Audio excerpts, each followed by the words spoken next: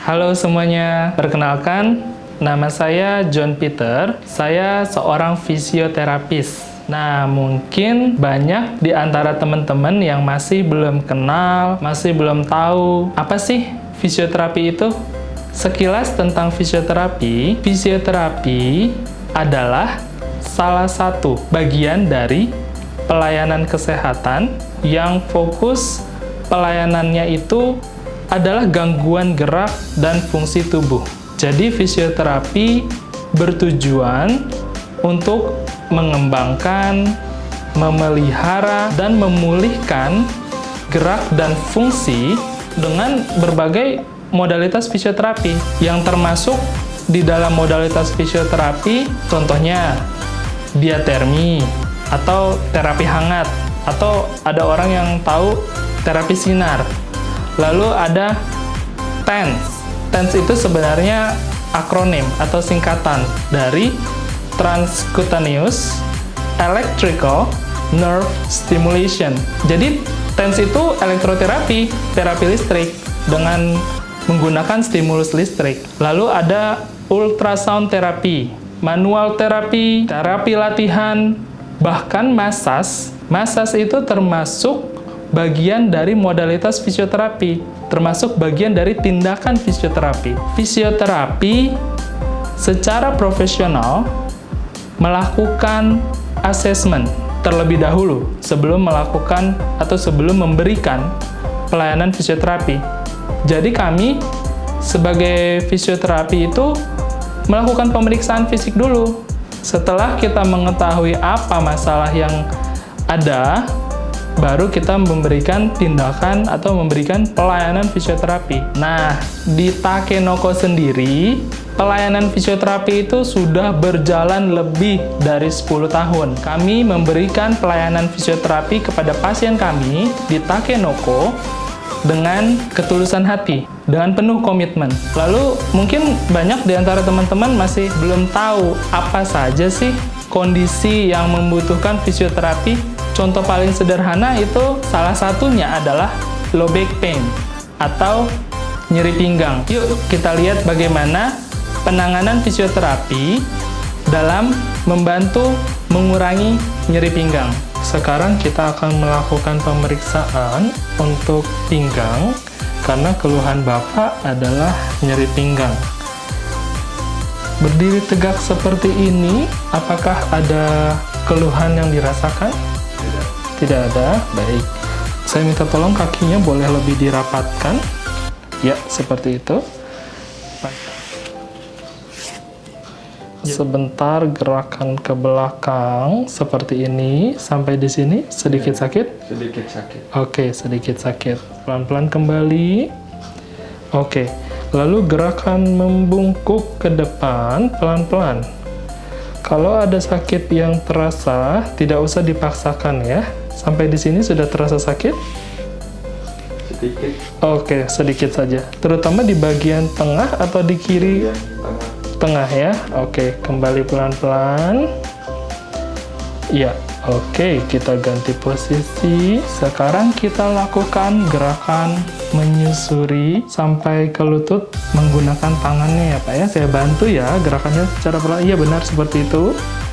Sampai di situ sedikit sakit di otot yang terutama bagian kirinya ini. Iya, sedikit. Sedikit terasa sakit ya. Oke, kembali secara perlahan. Kita ulangi dengan gerakan yang sama, menyusuri lututnya. Ya, oke. Sampai di sini terasa sakit juga ya. Oke, baik. Kembali perlahan. Sekarang boleh disilangkan kedua lengannya di dada. Ya, gerakan seperti ini. Oke, sebenarnya dalam posisi ini terlihat sedikit pundak yang sebelah kanan agak naik ya. Lalu gerakan rotasi. Kita putar sedikit. Sampai di sini ada terasa sakit? Iya. Ada terasa sedikit sakitnya ya. Oke, gerakan ke arah yang sebaliknya. Di sini juga terasa sedikit sakit? Iya. Ya, baik. Oke, kembali pelan-pelan. Relax. Oke, sekarang kita ganti posisinya, kita tidur terlentang ya. Kalau begitu, sekarang saya akan melakukan gerakan SLR test, straight leg bracing test. Jadi gerakan ini bertujuan untuk kita mau konfirmasi apakah ada masalah di tulang belakangnya atau hanya masalah di ototnya saja.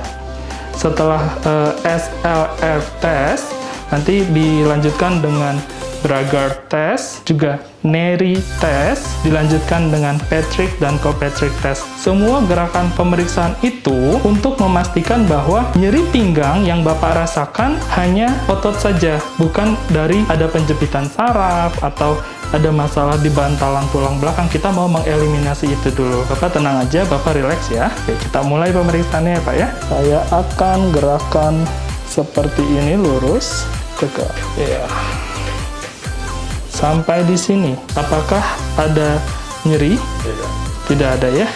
Di pinggang terutama ya, tidak ada nyeri di pinggang. Oke, baik. Sekarang saya tambah dengan gerakan seperti ini.